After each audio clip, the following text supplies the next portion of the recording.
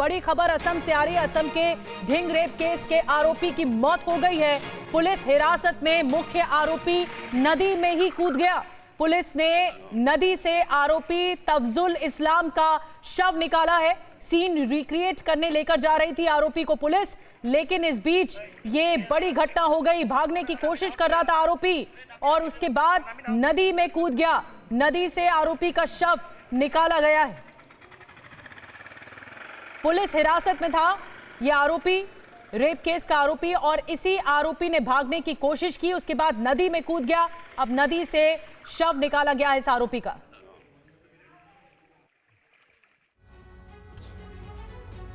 असम के नगांव जिले में 14 साल की लड़की के साथ गैंगरेप के खिलाफ लोगों में जबरदस्त आक्रोश था और इस घटना के बाद बड़े पैमाने पर शुक्रवार को विरोध प्रदर्शन हुआ।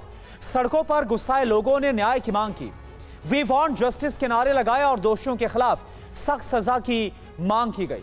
तो इस वक्त आप देखिए तस्वीर हम आपको दिखा रहे, रेप केस का जो आरोपी है उसके खिलाफ किस तरह से असम में जमकर उबाल है। असम के नगांव का पूरा मामला, जहां पर 14 साल की लड़की के साथ गैंगरेप के खिलाफ लोगों में जबरदस्त उबाल, जबरदस्त गुस्सा, जबरदस्त आक्रोश। और यह तस्वीर देखिए, इस घटना के बाद बड़े पैमाने पर शुक्रवार को विरोध प्रदर्शन हुआ और जो आरोपी है कैसे उसकी, क्योंकि जब रिक्रिएशन के लिए पुलिस उसको लेकर जा रही थी वारदात वाली जगह पर, तब आरोपी तालाब में कूद गया।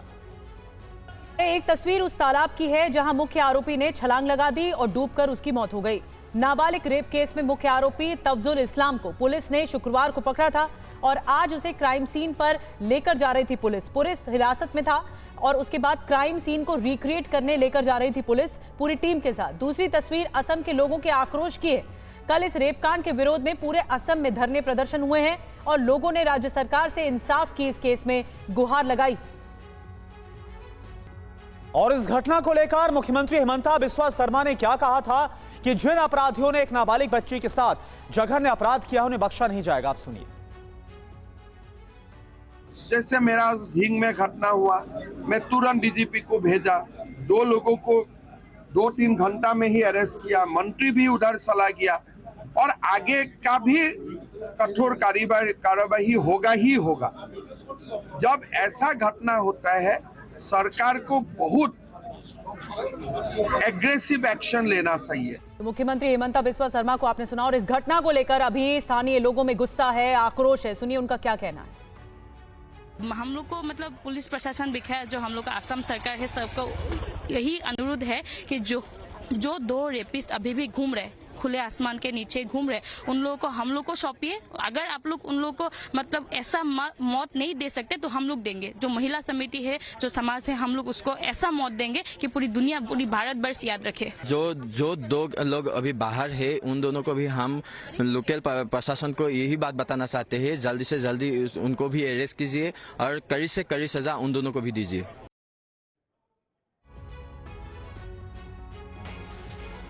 और हमारे साथ गणेश पासवान और ज्यादा जानकारी के साथ जुड़ गए हैं। गणेश, ये बड़ी घटना हो गई है, एक आरोपी हिरासत में रहा, पुलिस सीन रिक्रिएट करने लेकर जा रही थी और इस आरोपी की मौत हो जाती है, ये नदी में डूब जाता है। ये बहुत ज्यादा संगीन सवाल उठाते हैं इस रेप केस से जुड़े हुए। अब तक पुलिस क्या कुछ कर रही है इस मामले में? बिल्कुल, देखिए कल असम में जो गैंग रेप का मामला हुआ था उसका मुख्य आरोपी तफजुल इस्लाम को पुलिस ने गिरफ्तार किया, जिसके बाद पुलिस ने रात को सीन क्रिएट करने जब उसे लेकर गई तो वो पुलिस को चकमा देकर भागने का प्रयास कर रहा था, जिसके बाद वो एक तालाब में जा गिरा और तालाब में पानी गहरा होने के चलते वह भाग ना पाया और उसकी मौत हो गई। और इस घटना को लेकर पूरे असम में विभिन्न दल संगठन आक्रोश में है और आज भी नौगांव जिले में और असम के ऊपरी असम के विभिन्न अंचलों में प्रतिवाद जारी है। जी ठीक है, नजर बना के रखिए। इस वक्त अब पुलिस के लिए एक बड़ा सवाल है इस केस को सुलझाना। सीन रिक्रिएट करने की कोशिश करने जा रही थी पुलिस, लेकिन इस बीच ये घटना हो जाती है। और इस बीच बड़ी खबर कोलकाता से। कोलकाता में बंगाली एक्ट्रेस पर हमला हुआ है। कार चलाते वक्त एक्ट्रेस पायल मुखर्जी पर यह हमला हो गया। बदमाश ने पायल मुखर्जी की कार के शीशे को तोड़ा। बाइक सवार बदमाश ने इस हमले को अंजाम दिया। ये देखिए, जिस वक्त पायल पर यह हमला हुआ, पायल मुखर्जी पर, उस वक्त आप देखिए इसके बाद पायल मुखर्जी ने बाकायदा इस वीडियो को रिकॉर्ड किया, कैसे जो कार का शीशा है वो टूटा हुआ है, चकनाचूर हो गया। बदमाश ने पायल मुखर्जी के कार के शीशे को तोड़ा है। कोलकाता के साउदर्न एवेन्यू इलाके में यह हमला हुआ। इस वारदात को बाइक सवार बदमाश ने अंजाम दिया। তারপরে সাদার্ন এভিনিউতে সাদার্ন এভিনিউতে এসে ঘুষি মেরে আমার গাড়ির কাঁচ ভেঙে দেয় এবং আমি। और देखिए, कोलकाता की कानून व्यवस्था पर लगातार सवाल उठ रहे हैं। एक तरफ एक एक्ट्रेस पर इस तरह हमला हो जाता है, चलती कार में एक्ट्रेस के जो कांच का गाड़ी का शीशा है उसे तोड़ दिया जाता है, सरेआम ये घटना होती है। और दूसरी तरफ जो पूरा कोलकाता है, पूरा पश्चिम बंगाल है, वो सड़कों पर उतरा एक ऐसी दरिंदगी जो रोंगटे खड़े कर देने वाली है। इस केस को लेकर लोगों का अब तक गुस्सा शांत नहीं हुआ है, लेकिन देखते ही देखते दोबारा एक घटना हो जाती है। एक एक्ट्रेस पर इस तरह सरेआम हमला होता है और एक्ट्रेस पायल मुखर्जी के साथ कैसे ये घटना हुई है, इस रिपोर्ट में देखिए। बांग्ला एक्ट्रेस पायल मुखर्जी पर कोलकाता के सदर्न एवेन्यू इलाके में एक बाइक सवार बदमाश के हमला करने का मामला सामने आया है। सोशल मीडिया पर पायल मुखर्जी ने बताया कि कोलकाता में जब वे अपनी गाड़ी से साउथ एवेन्यू जा रही थी, तभी अचानक एक बाइक आई और उनकी गाड़ी से टकरा गई।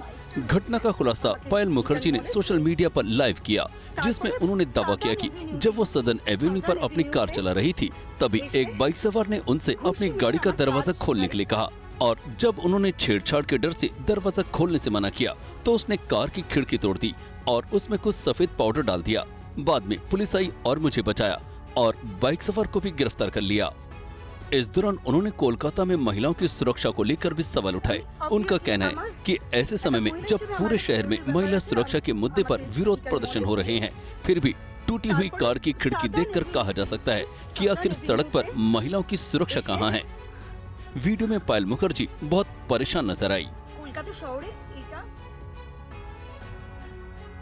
उधर कोलकाता कांड के आरोपी संजय रॉय का भी पॉलीग्राफी टेस्ट होगा। स्पेशल कोर्ट ने सीबीआई को टेस्ट की मंजूरी दे दी। अब संजय रॉय समेत 6 का पॉलीग्राफी टेस्ट करवाया जाएगा। कोलकाता कांड में सीबीआई ने जांच का दायरा बढ़ा दिया है। सीबीआई इस कांड से जुड़े हर शख्स से पूछताछ कर रही है। सीबीआई अब महिला डॉक्टर के साथ रेप और हत्या के आरोपी संजय रॉय समेत 6 लोगों का पॉलीग्राफ टेस्ट करेगी। कॉलेज के पूर्व प्रिंसिपल संदीप घोष के अलावा पीड़ित डॉक्टर के साथ 8 अगस्त की रात डिनर करने वाले 4 डॉक्टर की भी पॉलीग्राफ टेस्ट होगा। कल सीबीआई ने मुख्य आरोपी संजय रॉय को सियालदह की स्पेशल कोर्ट में पेश किया, जहां कोर्ट ने उसे 14 दिन की न्यायिक हिरासत में भेज दिया। सुनवाई के दौरान ही संजय पॉलीग्राफी टेस्ट के लिए भी तैयार हो गया था। सीबीआई ने अदालत से टेस्ट कराने की मांग की थी।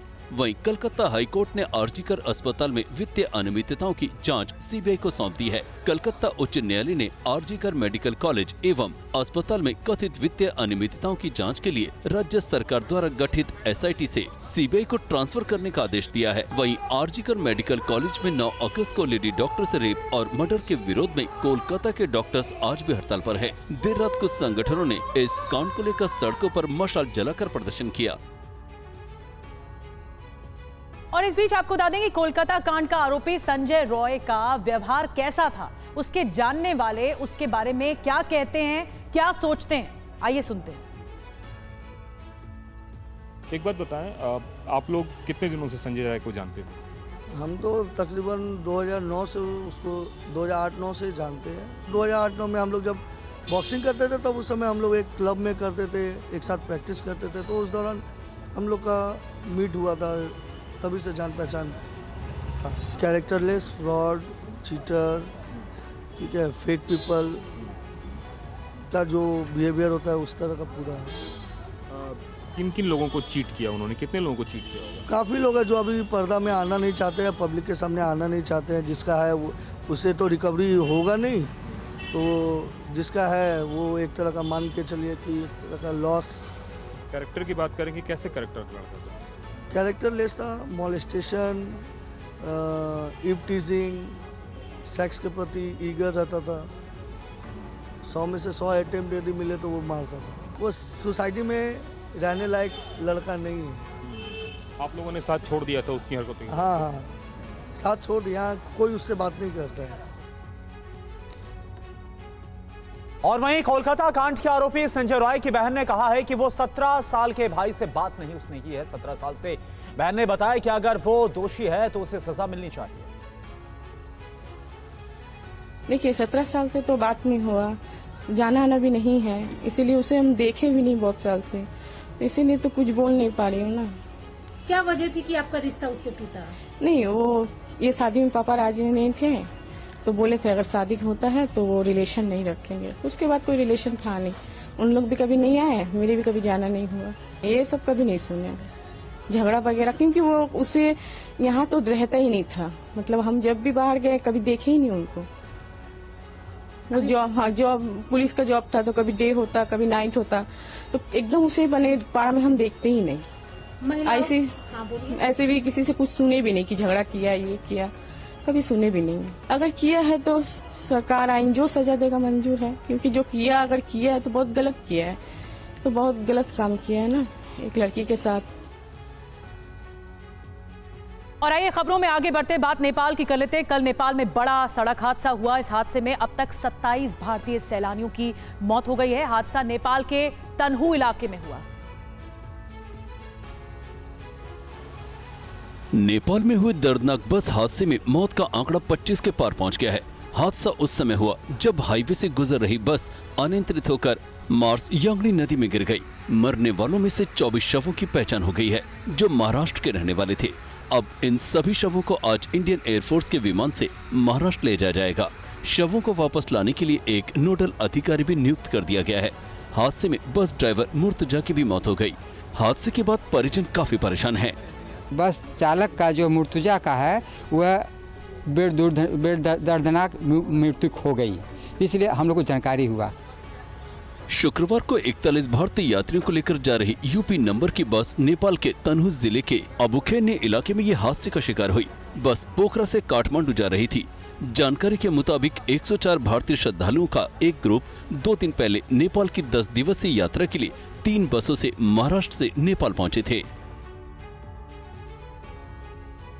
जम्मू कश्मीर में कांग्रेस और नेशनल कॉन्फ्रेंस के बीच गठबंधन होने के बाद अब सीट शेयरिंग पर बात हो रही। बताया जा रहा है कि कई सीटों पर अभी पेच फंसा हुआ है।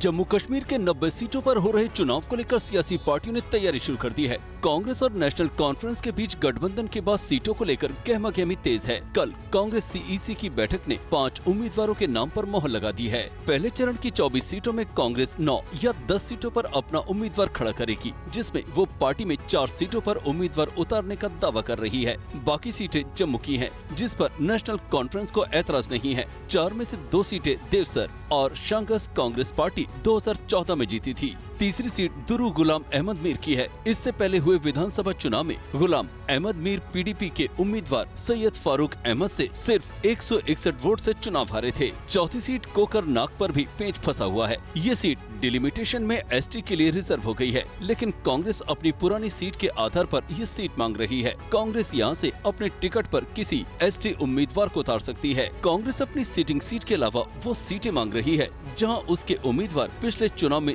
दूसरे स्थान पर रहे थे। और जम्मू कश्मीर में चुनाव की तारीखों का ऐलान होते ही सियासत गर्मा गई है। बीजेपी ने कांग्रेस एनसी नेशनल कॉन्फ्रेंस गठबंधन पर सवाल उठाए हैं। गृह मंत्री अमित शाह ने कांग्रेस से 10 सवाल पूछे हैं। जम्मू कश्मीर की 90 सीटों पर होने वाले विधानसभा चुनाव को लेकर सियासी पारा हाई है। कांग्रेस और नेशनल कॉन्फ्रेंस गठबंधन को लेकर गृह मंत्री अमित शाह ने प्रहार किया है। शाह ने इस गठबंधन को सत्ता के लालच वाला बताया है। गृह मंत्री ने कांग्रेस से 10 सवाल पूछे हैं। क्या कांग्रेस नेशनल कॉन्फ्रेंस के जम्मू कश्मीर में फिर से अलग झंडे के वादे का समर्थन करती है? क्या कांग्रेस 370 और 35A को वापस लाकर JNK को फिर से अशांति और आतंक के युग में धकेलने के नेशनल कॉन्फ्रेंस के निर्णय का समर्थन करती है? क्या कांग्रेस कश्मीर के युवाओं के बदले पाकिस्तान के साथ वार्ता करके फिर से अलगाववाद को बढ़ावा देने का समर्थन करती है? क्या कांग्रेस LOC ट्रेंड शुरू करने के नेशनल कॉन्फ्रेंस के निर्णय से फिर से बॉर्डर पार से आतंकवाद और उसके इकोसिस्टम का पोषण करने का समर्थन करती है? क्या कांग्रेस आतंकवाद पत्थरबाजी में शामिल लोगों के परिजनों को सरकारी नौकरी में बहाल करके आतंकवाद बंद का दौर लाने का समर्थन करती है? क्या कांग्रेस दलितों, गुज्जर, बकरवाल और पहाड़ियों के आरक्षण को खत्म कर फिर से उनके साथ अन्याय करने के नेशनल कॉन्फ्रेंस के वादे के साथ है? गृह मंत्री अमित शाह 3 दिवसीय छत्तीसगढ़ के दौरे पर है। नक्सल प्रभावित राज्यों के सचिव और अधिकारियों के साथ बैठक करेंगे। केंद्रीय गृह मंत्री अमित शाह 3 दिवसीय छत्तीसगढ़ दौरे पर रायपुर पहुंचे हैं। अमित शाह यहां कई कार्यक्रम में हिस्सा लेंगे। गृह मंत्री अमित शाह नक्सलवाद के खिलाफ अंतिम प्रहार के लिए आज दिन भर बैठक करेंगे। शाह के साथ इस महत्वपूर्ण बैठक में छत्तीसगढ़ और नक्सलवाद प्रभावित राज्यों के मुख्य सचिव और पुलिस महानिदेशक शामिल होंगे। इस बैठक में सीआरपीएफ, आईटीबीपी, आईबी के अलावा गृह मंत्रालय के अधिकारी भी मौजूद रहेंगे। माना जा रहा है कि इस बैठक में नक्सल की समस्या को जड़ से मिटाने की रणनीति पर विचार किया जाएगा। इंटर स्टेट मीटिंग है, समीक्षा बैठक है और सहकारिता मंत्री भी हैं, तो सहकारिता का भी एक बैठक करने वाले हैं। अमित शाह नक्सल प्रभावित राज्यों के अधिकारियों से मीटिंग के बाद दोपहर 2:30 बजे छत्तीसगढ़ के नक्सल प्रभावित क्षेत्रों में सुरक्षा और विकास की समीक्षा को लेकर मुख्यमंत्री विष्णुदेव साय और राज्य के गृह मंत्री से बैठक करेंगे। इन बैठकों के बाद शाम 5:30 बजे अमित शाह प्रेस कॉन्फ्रेंस करेंगे। और महाराष्ट्र की सियासत भी गरमाने वाली है। हाईकोर्ट के फैसले के बाद एमवीए यानी महाविकास अघाड़ी ने आज महाराष्ट्र बंद का फैसला वापस ले लिया है, लेकिन उद्धव ठाकरे ने कहा है कि वो काली पट्टी बांधकर 2 घंटे तक प्रदर्शन करेंगे। महाराष्ट्र में बदलापुर घटना को लेकर सियासी महाभारत जारी है। इस घटना के विरोध में महाराष्ट्र में विपक्षी दलों ने आज राज्यव्यापी बंद का आह्वान किया था, लेकिन बॉम्बे हाईकोर्ट ने इस बंद को असंवैधानिक बताया है। कोर्ट की असहमति के बाद विपक्षी दलों ने महाराष्ट्र बंद वापस ले लिया है। शिवसेना यूबीटी के प्रमुख उद्धव ठाकरे ने कहा कि हाईकोर्ट का फैसला हमें मंजूर नहीं है, तुरंत सुप्रीम कोर्ट नहीं जा सकते हैं, इसलिए मैं बंद वापस ले रहा हूं, लेकिन मुझे काली पट्टी बांधने से कोई नहीं रोक सकता। कोर्ट का फैसला हमें मंजूर नहीं है, इसके खिलाफ हम सर्वोच्च न्यायालय में तो जा सकते हैं, लेकिन कल के कल इसके ऊपर कोई सुनवाई नहीं होगी। मुंह पे काली पट्टी, हाथ में काला झंडा लेकर हम उसका विरोध करेंगे। वहीं शरद पवार ने भी सोशल मीडिया एक्स पर लिखा है कि हाईकोर्ट ने बंद को अवैध करार दिया है और समय की कमी से सुप्रीम कोर्ट नहीं जा सकते, इसलिए संविधान पर भरोसा करते हुए अपील करता हूं कि बंद वापस लिया जाए। हाईकोर्ट के फैसले के बाद कांग्रेस ने भी महाराष्ट्र बंद वापस ले लिया है। राहुल गांधी आज प्रयागराज में संविधान सम्मान सम्मेलन में शामिल होंगे। संविधान सम्मान सम्मेलन का आयोजन सिविल सोसाइटी की तरफ से किया जा रहा है। लोकसभा में नेता प्रतिपक्ष राहुल गांधी आज प्रयागराज में संविधान सम्मान सम्मेलन में हिस्सा लेंगे। राहुल गांधी कार्यक्रम में समापन भाषण देंगे। ये कार्यक्रम इलाहाबाद मेडिकल एसोसिएशन के कन्वेंशन सेंटर में हो रहा है। सम्मेलन में राहुल गांधी करीब 1.5 घंटे तक रहेंगे। संविधान सम्मान सम्मेलन का ये आयोजन सिविल सोसाइटी की तरफ से किया जा रहा है। कांग्रेस पार्टी इसमें सहयोगी की भूमिका में है। कार्यक्रम का विषय संविधान के सम्मान से जुड़ा है। यूपी कांग्रेस के प्रदेश अध्यक्ष अजय राय के मुताबिक राहुल गांधी कार्यक्रम में अपनी बात रखेंगे। संदर्भ में कल राहुल जी आएंगे और अपनी बात सिविल सोसाइटी में रखेंगे और जो जनता जो आज पूरे देश की परेशान है, पूरे देश के लोग आज चिंतित हैं, किसान, मजदूर, भाई बहन, हर व्यक्ति परेशान है, उसी के तहत कल वो इस कार्यक्रम में हमारे बुद्धिजीवी समाज के लोग हैं, हर विचारधारा के लोग हैं, उसमें वो शामिल हो रहे हैं। कार्यक्रम में शामिल होने के लिए राहुल गांधी शाम करीब 4 बजे प्रयागराज एयरपोर्ट पहुंचेंगे। और वहीं मैसूर शहरी विकास प्राधिकरण से जुड़े कथित घोटाले के विवादों के बीच कर्नाटक के मुख्यमंत्री सिद्धारमैया दिल्ली पहुंचे, जहां उन्होंने कांग्रेस आलाकमान से मुलाकात की। कांग्रेस हाईकमान ने मुख्यमंत्री सिद्धारमैया का समर्थन किया और उन पर लगे सभी आरोपों को खारिज करते हुए कहा कि सभी कथित आरोप राज्य में कांग्रेस सरकार को अस्थिर करने और सरकार की विभिन्न गारंटी को रोकने की कोशिश है, लेकिन पार्टी नहीं झुकेगी और न्यायपालिका के साथ जनता की अदालत में लड़ाई जारी रखेगी। बैठक के बाद सिद्धारमैया ने भरोसा जताने के लिए हाईकमान को धन्यवाद दिया। Would like to thank the high command, particularly Mr. Mallikarjun Kharge ji and Rahul ji. We believe in courts. We believe in law of the land. See, we hope that the law definitely, because the decision taken by the governor is unconstitutional and illegal. कथित घोटाले को लेकर कर्नाटक के राज्यपाल थावरचंद गहलोत ने CM Siddaramaiah के खिलाफ जांच को हरी झंडी दी। वहीं प्रधानमंत्री नरेंद्र मोदी आज केंद्रीय कर्मचारी संगठनों के नेताओं के साथ बैठक करेंगे। ये बैठक ऐसे वक्त में होने जा रही है जब 4 राज्यों में विधानसभा चुनाव होने वाले हैं। पीएम मोदी आज केंद्रीय कर्मचारी संगठनों के नेताओं के साथ बैठक करने जा रहे हैं। प्रधानमंत्री और कर्मचारी संगठन की बैठक को इसलिए अहम माना जा रहा है क्योंकि इसमें कर्मचारियों के हितों से जुड़े मुद्दों पर चर्चा हो सकती है। खासकर ओल्ड पेंशन स्कीम, एनपीएस समेत कई दूसरे मुद्दे पर चर्चा होने की उम्मीद है। पीएम आवास पर होने वाली इस बैठक में देश भर के कर्मचारी संगठन प्रधानमंत्री के सामने अपनी मांगों को लेकर चर्चा कर सकते हैं। इसके अलावा पीएम आज कार्मिक मंत्रालय के साथ साथ केंद्र सरकार के कर्मचारियों के लिए राष्ट्रीय स्तर के ज्वाइंट कंसल्टेटिव मैकेनिज्म के कर्मचारी प्रतिनिधियों से मुलाकात करेंगे। इससे पहले केंद्र सरकार और केंद्रीय पीएसयू कर्मचारियों की यूनियनों ने 1 मई से अनिश्चितकालीन हड़ताल पर जाने का ऐलान किया था, लेकिन सरकार की ओर से चर्चा का आश्वासन मिलने के बाद हड़ताल को आगे टाल दिया था। ये यूनियंस पुरानी पेंशन स्कीम को फिर से शुरू करने और सार्वजनिक उपक्रमों के निजीकरण को रोकने की मांग कर रहे हैं। और अमेरिका दौरे पर रक्षा मंत्री राजनाथ सिंह ने अमेरिकी रक्षा सचिव लॉयड ऑस्टिन के साथ बैठक की है। इस दौरान 2 अहम दस्तावेजों पर हस्ताक्षर किए गए हैं।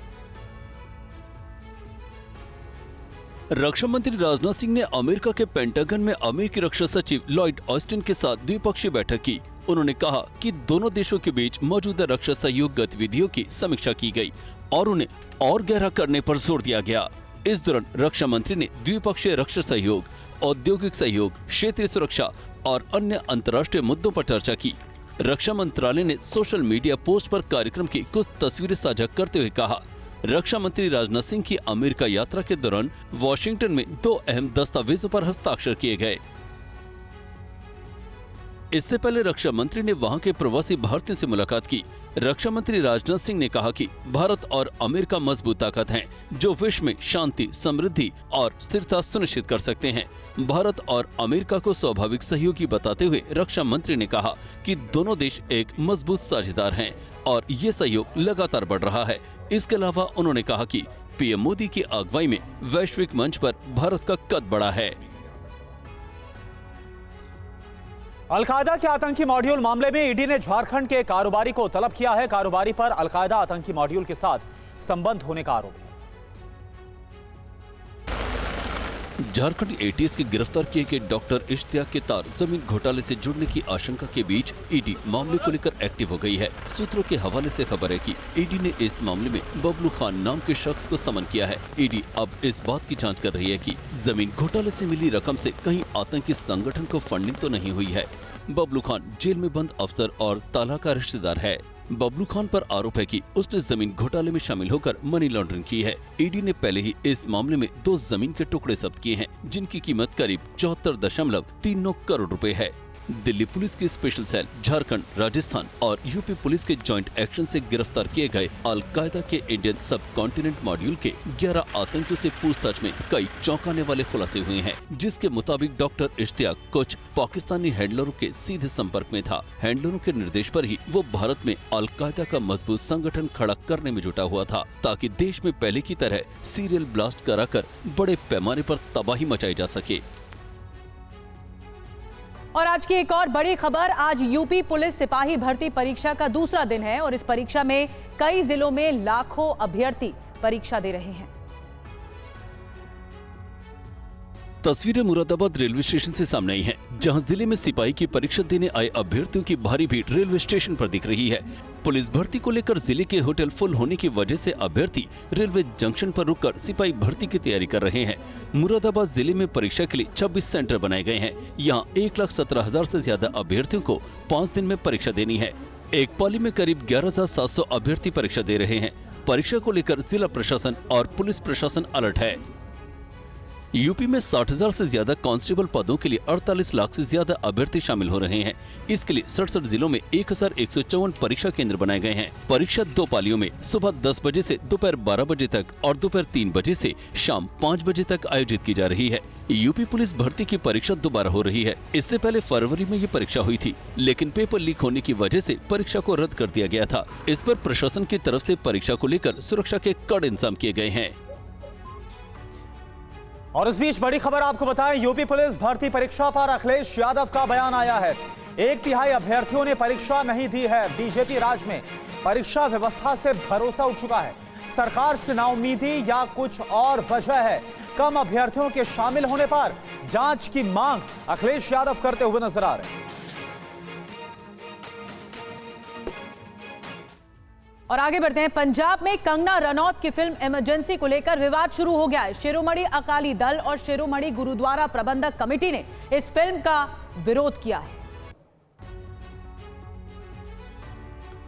कंगना रनौत एक बार फिर चर्चा में है। इस पर उनकी फिल्म इमरजेंसी को लेकर पंजाब में बवाल मचा हुआ है। हाल ही में फिल्म का ट्रेलर रिलीज हुआ। इस फिल्म में कंगना रनौत इंदिरा गांधी का किरदार निभा रही हैं। फिल्म का ट्रेलर रिलीज होने के बाद से बवाल मचा हुआ है। फिल्म को लेकर कई सवाल उठ रहे हैं। शिरोमणि अकाली दल और शिरोमणि गुरुद्वारा प्रबंधक कमेटी ने इसका विरोध किया है। आरोप लगाया गया है कि इस फिल्म में सिखों को गलत तरीके से पेश किया गया है। केंद्र सरकार और सेंसर बोर्ड ने इस पिक्चर पर रोक लगाने की मांग की है। शिरोमणि गुरुद्वारा प्रबंधक कमेटी ने information and broadcast minister Ashwini Vaishnaw और central board of film certification के चेयरमैन प्रसून जोशी को चिट्ठी लिखकर मांग की है कि फिल्म की स्क्रिप्ट पहले एसजीपीसी को अप्रूवल के लिए दी जाए। चिट्ठी में लिखा है कि एसजीपीसी की ओर से जिन फिल्म के दृश्यों पर ऑब्जेक्शन हो उन्हें फिल्म से हटाया जाए और उसके बाद रिलीज की अनुमति दी जाए। इस फिल्म का ट्रेलर जारी करने को लेकर जी स्टूडियोज को भी लीगल नोटिस भेजा गया है। शिरोमणि अकाली दल और शिरोमणि गुरुद्वारा प्रबंधक कमेटी ने कंगना रनौत पर धार्मिक भावनाओं को ठेस पहुँचाने का आरोप लगाया है।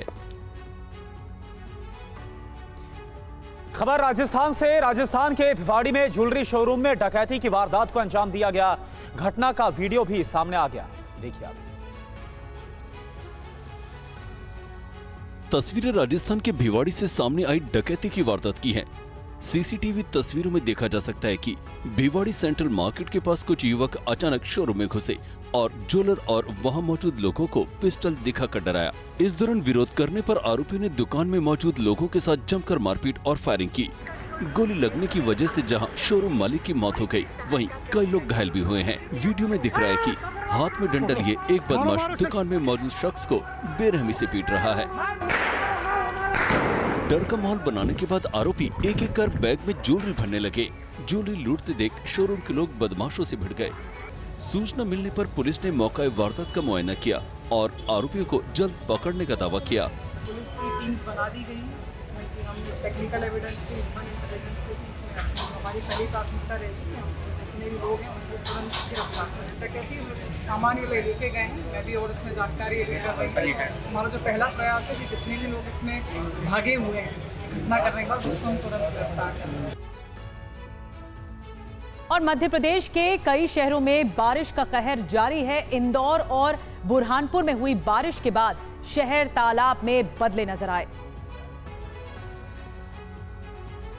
तस्वीरें मध्य प्रदेश के सफाई के लिए देश भर में मशहूर इंदौर शहर की हैं, जहां कुछ घंटों की बारिश के बाद ज्यादातर इलाके नदी में तब्दील नजर आए। शहर के पाटनीपुरा, परदेसीपुरा, बिलियन कन्वर्सेशन क्षेत्र, एयरपोर्ट क्षेत्र में मौजूद कई कॉलोनियों में पानी भर गया।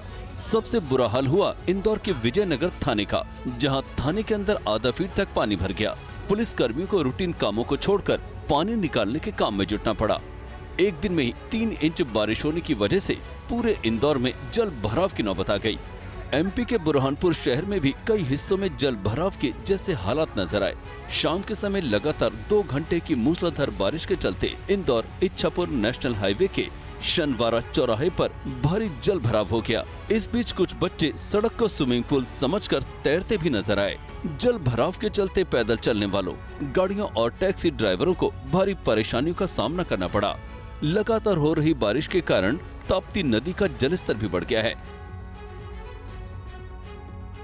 राजस्थान के झालावाड़ में एक बस ड्राइवर की लापरवाही के बाद यात्रियों की जान सांसत में पड़ गई। आप देखिए कैसे बीच नदी में फंसे लोगों का इसके बाद रेस्क्यू किया गया। तस्वीरें राजस्थान के झालावाड़ की हैं, जहां एक निजी यात्री बस नदी के तेज बहाव में फंस गई। ड्राइवर तेज बहाव में बस निकालने की कोशिश कर रहा था। इस दौरान बस बीच नदी में बंद हो गई। जानकारी मिलते ही ग्रामीण मौके पर पहुंचे और ट्रैक्टर की मदद से बस को बाहर निकालने की कोशिश शुरू हुई। कड़ी मशक्कत के बाद बस को बाहर निकाला गया। इस दौरान बस में बैठी सवारियों की जान सांसद में अटकी रही। जानकारी लगते ही पुलिस भी मौके पर पहुंची, लेकिन बस का ड्राइवर बस लेकर मौके से फरार हो गया।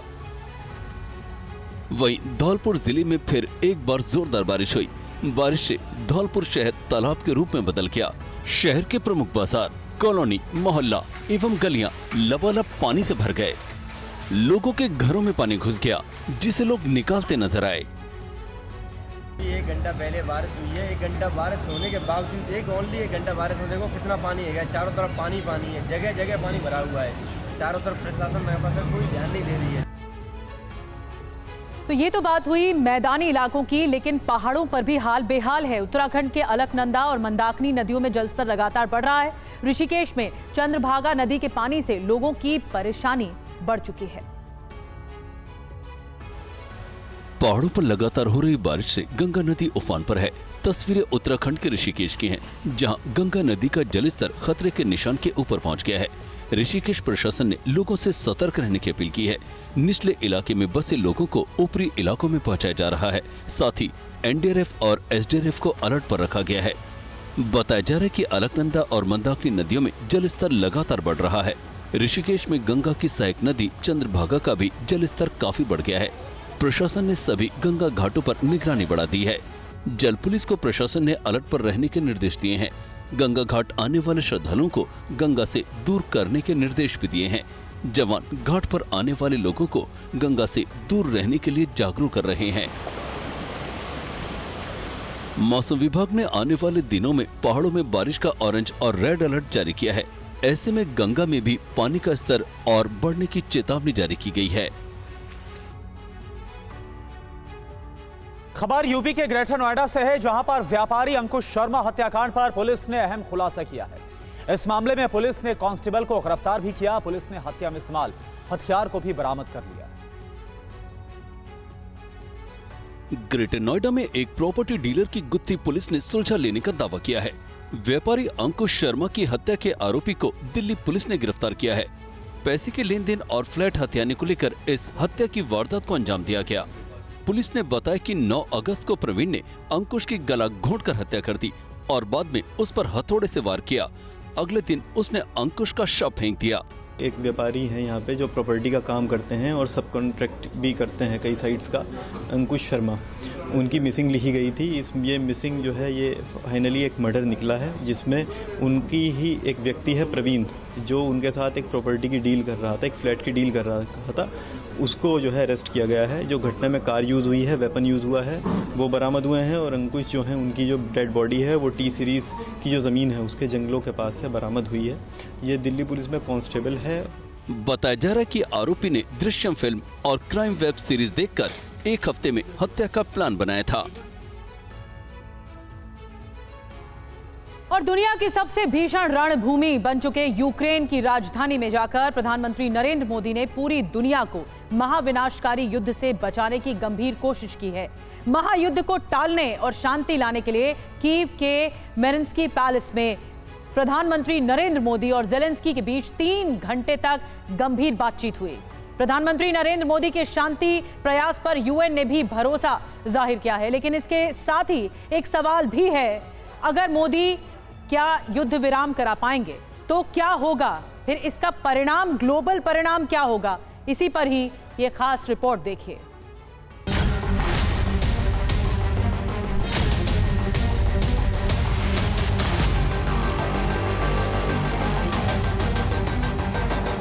एक्सेलेंसी, आप भी मेरी बात जानते हैं और पूरा विश्व भी जानता है कि युद्ध के समय शांति का संदेश लेकर के आया। मैं पिछले दिनों रशिया की मुलाकात के लिए गया, वहाँ भी मैंने साफ शब्दों में अपनी बात कही है।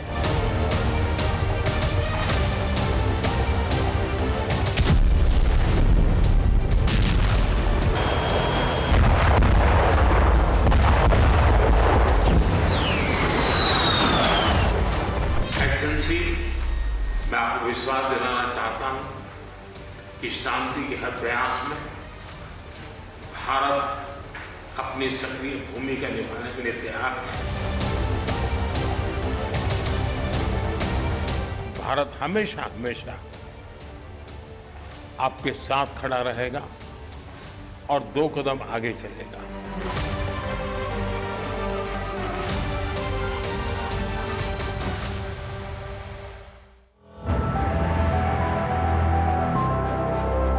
प्रधानमंत्री नरेंद्र मोदी यूक्रेन पहुंचे तो सबसे पहले कीव के एवी फॉर्मन बॉटेनिकल गार्डन में महात्मा गांधी की प्रतिमा पर फूल चढ़ाए और फिर यूक्रेन के नेशनल म्यूजियम में बनी उस गैलरी में गए जहां रूस से चल रही जंग में मारे गए यूक्रेन के मासूम बच्चों की याद में उनके खिलौने रखे हैं।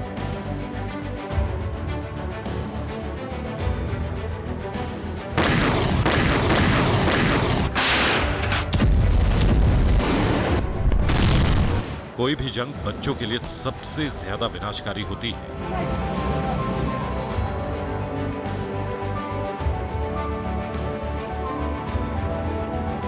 जब प्रधानमंत्री मोदी ने मारे गए बच्चों के मेमोरियल पर डॉल रखी तो दिल भर गया।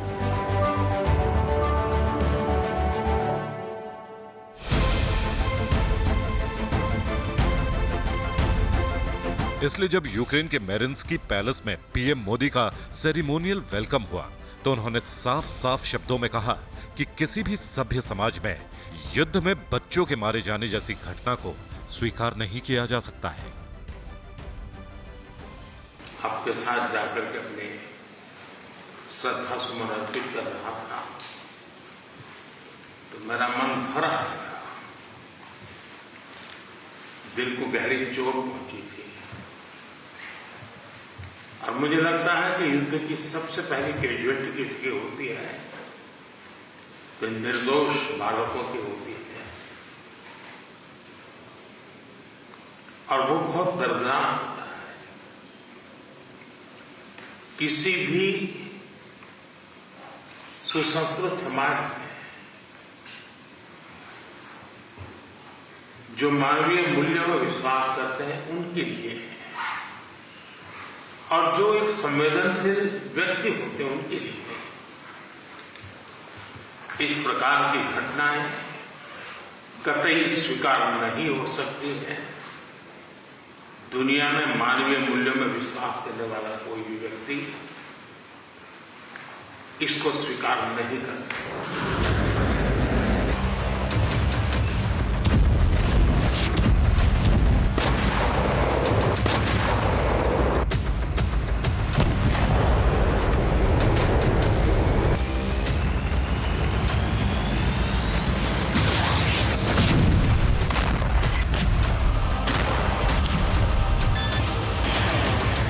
महीने से बारूदी धमाके झेल रही यूक्रेन की राजधानी में प्रधानमंत्री नरेंद्र मोदी ने युद्ध को लेकर क्लियर स्टैंड लिया। साफ साफ कहा कि जंग में भारत तटस्थ नहीं है क्योंकि हम शांति के पक्ष में हैं। अब बिना एक भी मिनट गंवाए ज़ेलेंस्की और पुतिन को बातचीत की टेबल पर बैठ जाना चाहिए। समाधान का रास्ता बातचीत से ही निकलता है, डायलॉग से निकलता है, डिप्लोमेसी से निकलता है और हमने बिना समय गंवाए उस दिशा में आगे बढ़ना चाहिए। मैं बच्चों की शहादत को उस जगह को देखकर आया और मेरा मन भरा हुआ है। तब मैं आज आपसे शांति की ओर आगे बढ़ने के मार्ग पर विशेष रूप से चर्चा करना चाहूंगा। एक्सेलेंसी, मैं आपको विश्वास दिलाना चाहता हूं कि शांति के हर प्रयास में भारत अपनी सक्रिय भूमिका निभाने के लिए तैयार है। व्यक्तिगत रूप से मैं भी अगर इसमें कोई योगदान कर सकता हूं तो मैं जरूर करना चाहूंगा। एक मित्र के रूप में आपको विश्वास दिलाता हूं। इस समय भारत के प्रधानमंत्री नरेंद्र मोदी ही वो अकेले शख्स हैं जिनकी बातों को बाइडेन भी गंभीरता से सुनते हैं और पुतिन भी, जिनका वॉशिंगटन भी सम्मान करता है और मॉस्को भी। प्रधानमंत्री नरेंद्र मोदी को कीव में भी वैसा ही सम्मान मिला। India will play this role I think that India began to recognize that this is not just conflict, this real war of one man, and his name is Putin, against whole country, which name is Ukraine. And you're a big country, you have big influence, and you can stop Putin, and you can stop and hold his economy and put him really on his place.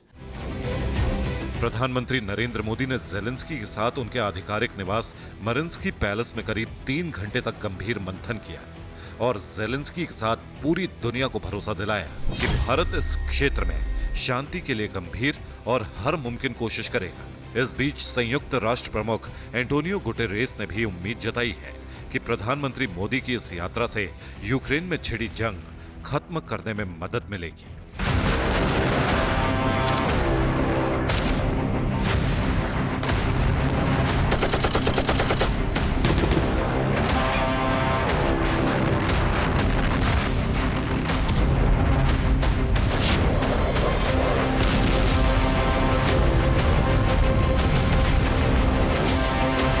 यानी अब UN को भी भरोसा है कि Ukraine युद्ध को विनाशकारी महायुद्ध बनने से सिर्फ हिंदुस्तान रोक सकता है।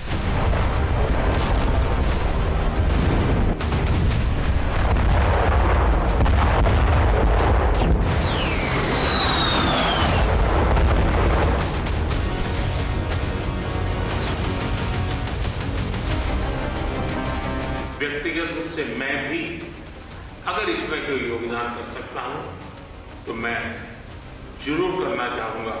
ब्लैक सी और अजोव सागर में पोसाइडन की रेडियो एक्टिव सुनामी उठने से सिर्फ हिंदुस्तान रोक सकता है।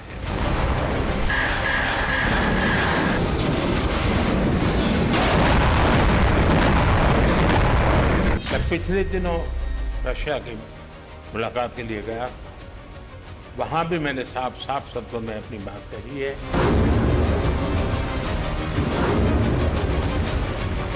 कीव, खार्किव, खेरसोन या क्रीमिया में एटम बम फटने से सिर्फ हिंदुस्तान रोक सकता है।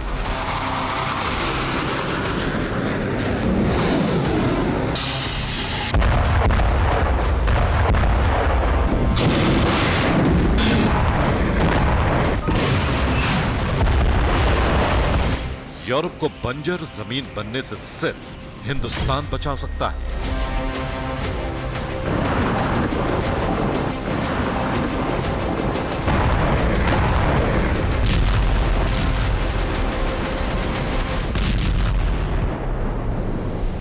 दुनिया में दाने दाने के लिए हाहाकार मचने से सिर्फ हिंदुस्तान रोक सकता है।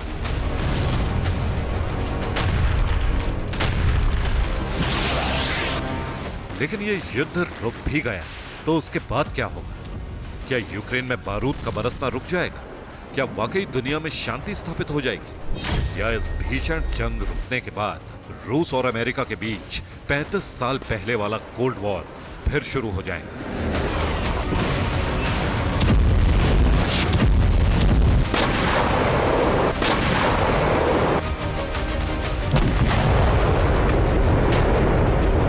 मोदी ज़ेलेंस्की के साथ यूक्रेन के नेशनल म्यूजियम पहुंचे, जहां उन्होंने जंग में मारे गए बच्चों को श्रद्धांजलि दी और इसके बाद दोनों नेताओं ने मरिंस्की पैलेस में करीब 3 घंटे तक बैठक की।